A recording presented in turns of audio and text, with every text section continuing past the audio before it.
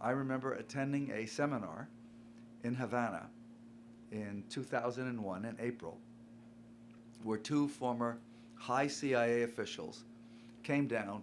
This was the 40th anniversary of the Bay of Pigs invasion, or fiasco as it got called here. And both of them testified about what were called Operation Mongoose, and another one that was much more secret even than that, called Autonomous Operations. Mongoose was a CIA plan to take Cubans, send them back into Cuba on rapid boats with machine guns or cannons, or send in groups that would land and then do sabotage. Those who didn't land would strafe or fire artillery at Cuban targets.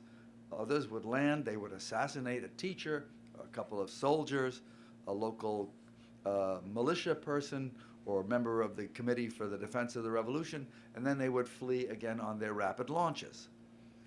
Now, when I say these happen frequently, we're talking now of thousands of these incidents.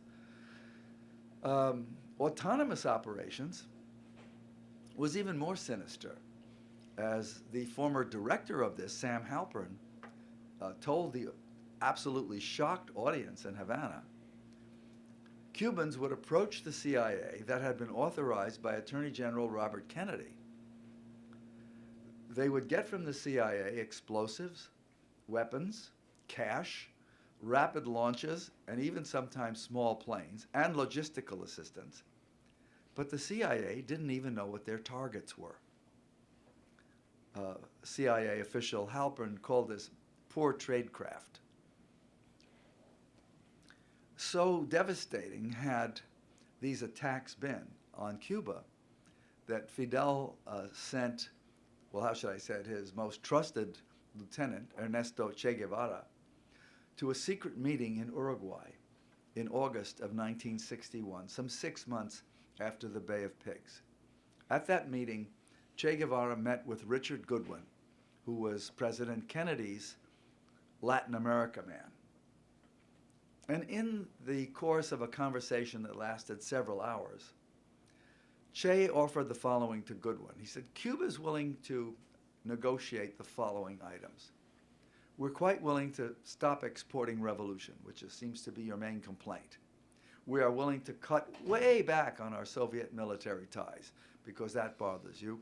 And finally, we are willing to compensate the American corporations that were expropriated after the revolution. Those are the three grievances you have. There's our offer. And Goodwin said, well, what would you want from us? And Che said, leave us alone.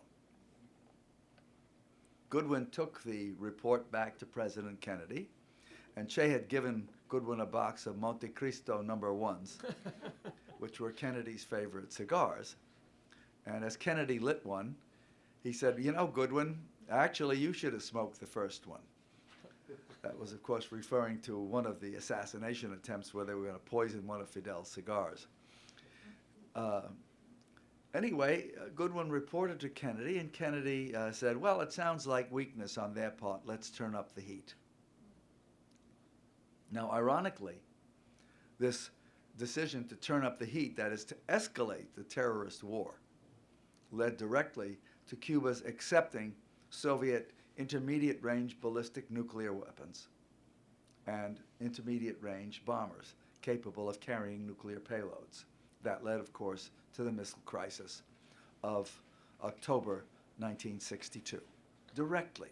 All right, so there is the context for not just U.S.-Cuba relations, but terrorism led the world to the brink of nuclear war. It didn't stop. That is, once you have, how should I put it, trained and encouraged what I like to call a pool of crows, because there's a Spanish saying, I'll try my best to translate it. Criaron cuervos. Se cría cuervos y saca los ojos.